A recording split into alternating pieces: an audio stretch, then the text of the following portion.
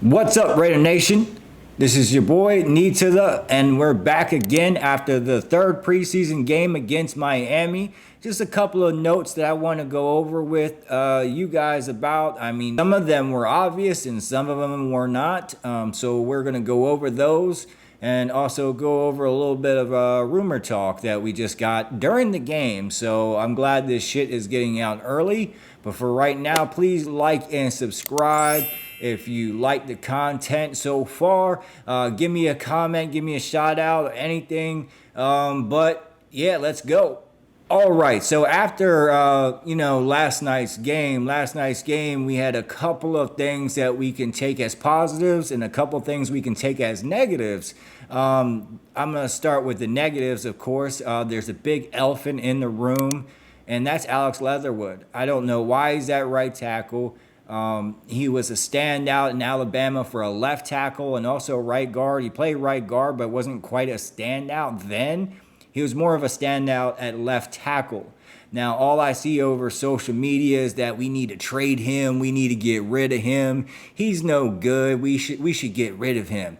That's because he was asked to do something he's never done before. I mean, offensive tackle is not that easy. Being that size isn't that easy. Some of these guys bulk up, and then you see towards the end of the career, they get a lot thinner than they, normally would be. But besides the point, he's just not a right tackle. He needs to be at least a guard, right guard. I've said that for a while. I think he's more suited for left guard. Actually standing next to Colton Miller on the left side would be perfect for him. But right now, I think it's time for, Dave Ziegler to make that move, make that trade for a right tackle, a true right tackle that he knows what he's doing. And, if you want Alex Leatherwood to be that right tackle, you can have him learn from him for at least a year. You don't want to go into the season with that guy potentially getting Derek Carr, dismantled. You don't need that. You have such a explosive offense. The only way we're going to get more explosive is to reassure that, Derek Carr and the running backs can actually do their job. And right now, Alex Leatherwood, and it's not his fault because the previous administration, John Gruden and Mike Mayock, were determined to make him a right tackle, and he was a standout left tackle at Alabama. I don't know why we moved him to right tackle. Maybe he looks like the right tackle, or he did one side, he can do the other side. They're totally different positions. One's covering the blind side, and one's covering the potentially the best defensive end on the other team or the fastest guy. So it's a little bit different, and his hips might not move that great to that side comparisons to the other side. So you never know.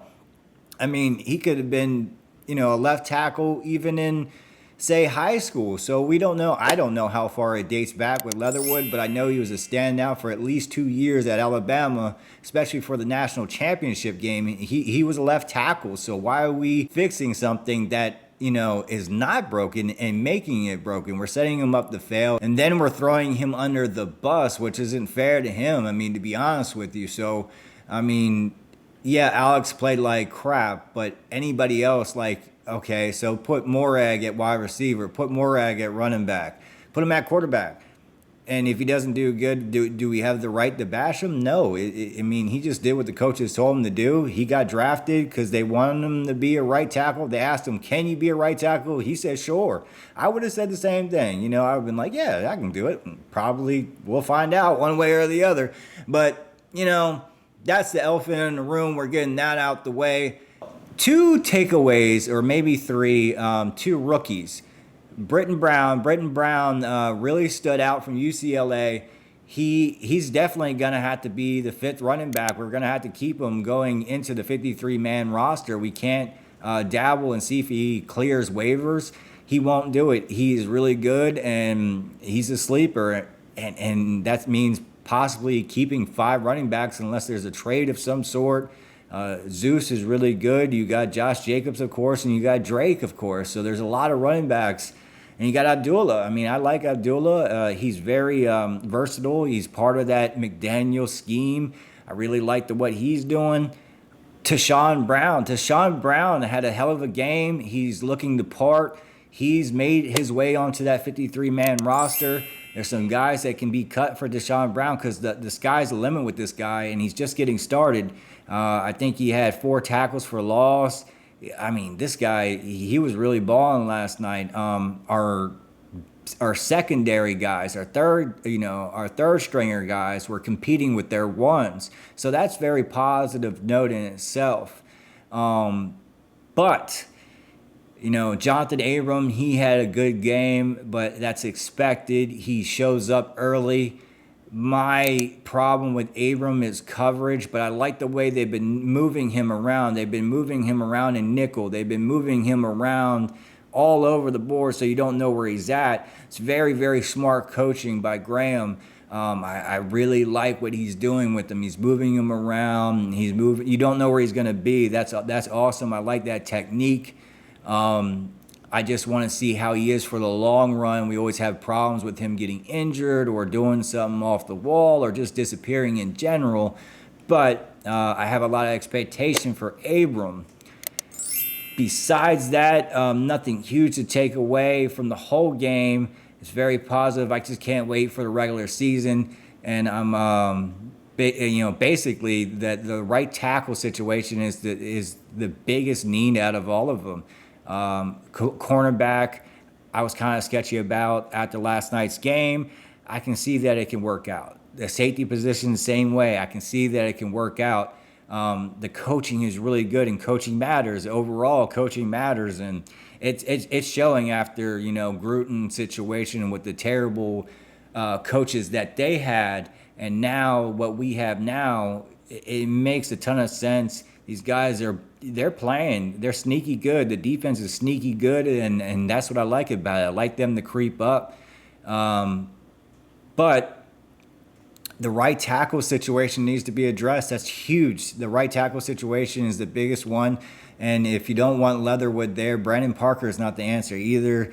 And neither is, I can't say his name, Ellimore. I'll put it in the title above. But he is not the end solution. And regardless if you wanted to start him off there at the beginning of the year, who's going to back him up?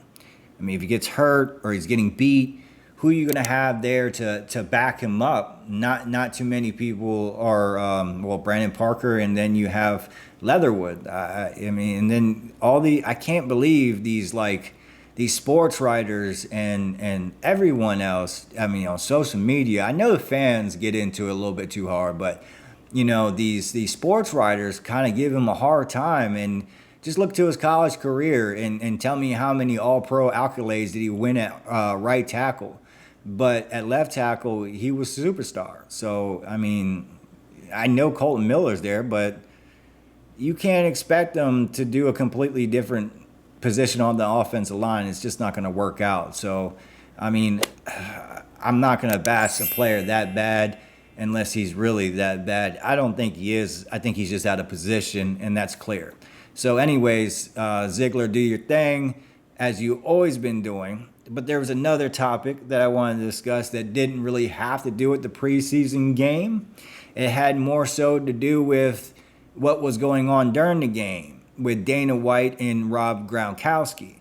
So now we got answers of who the fuck that guy was that Tom Brady was talking about. And all arrows are pointing towards Derek Carr. Now, this should be more motivation for Derek Carr because, the shit that he said. But kind of like it's showing you how dysfunctional John Gruden really was, not only as a head coach, not only as a general manager, just being in the organization in general. I'm glad that he stuck with Derek Carr, but why is Dana White making deals? Why is Dana White's UFC CEO? He's the owner of UFC. Why is Dana White trying to make trades for Tom Brady and Rob Gronkowski for the Raiders? And people are looking at what ifs from 3 years ago. I don't care anymore. John Gruden's gone. Everybody's gone. The one man that keeps on standing is Derek Carr. So just give that man his due diligence. this year he's probably going to have a career year now that he's got Devontae Adams. I'm over this. Now the fans are all over it going, would have, could have, should have. I really don't care. I really would have, should have, could have never hired John Gruden. And to begin with, John Gruden should never got a coaching job in the first place due to his coaching. And then y'all wanted to make him a general manager with Mike Mayock. You see how that worked out.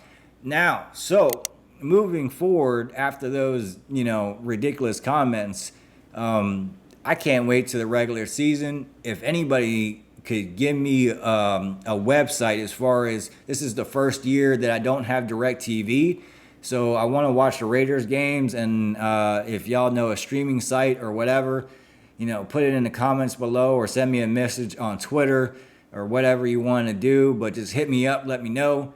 But in the meantime, if you guys got any other takeaways from last night's preseason game against Miami, let me know in the comments below.